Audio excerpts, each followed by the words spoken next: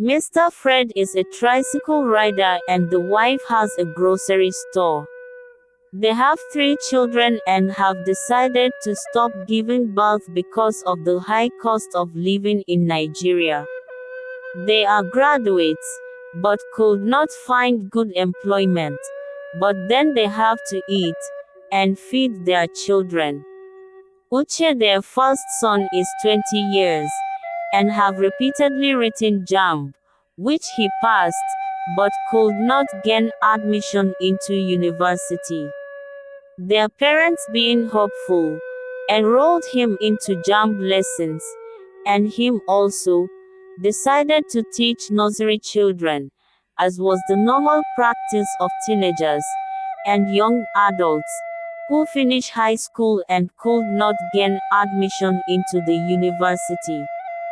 Their second child, Umasinachi, was a very beautiful girl, and in senior secondary school 3, though not very brilliant. Finally, the third child, Mary, in senior secondary school 1, very brilliant and humble, but not as attractive as the elder sister. It is always expected that an educated parents must also produce educated children, so Mr. and Mrs. Fred, though not rich, have spent fortune to send their kids to a very expensive, furnished secondary school, with the hope that their basic education will give them advantage over theirs. Umasinachi, being in her finals in high school, was meant to write WIC, a very rigorous examination of 9 subjects, in which maths and English language are compulsory. Due to high level of corruption in the education system, they are asked to pay for malpractice, which is nicknamed miscellaneous. This payment always look like choice, but it is actually compulsory. If you refuse to pay, there is 95% chance that the teachers and invigilator will frustrate your effort, which will end in failure. So, Mrs. Fred used her business money to pay for Umasinachi. Then, they re-registered their first child, Uche, and registered Umasinachi for JAMB exam that will qualify them to write the last examination to gain admissions into college. Umasinachi had always dreamed of being a nurse, and the brother, as brilliant as he was, hoped to be a medical doctor. After the examination, they passed with flying colors and were able to write the college exams, which they also passed. They prayed day and night, same as their parents. They contributed to the church for God to answer their prayers.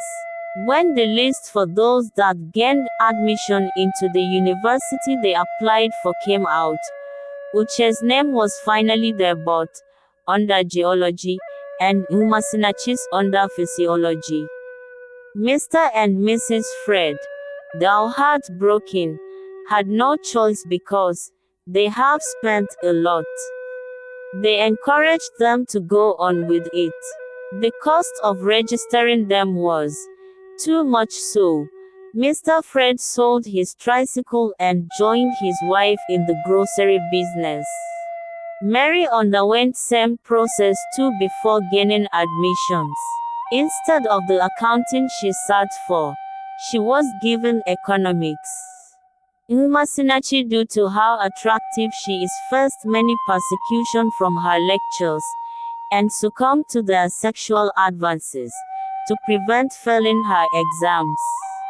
Their parents, being understanding, sent money to them for payment, for scores popularly called sorting. All this spending and suffering to put their children through school. After 5 years of spending, they graduated and were sent to youth service, which is a compulsory 1 year service every graduate below 30 must attend.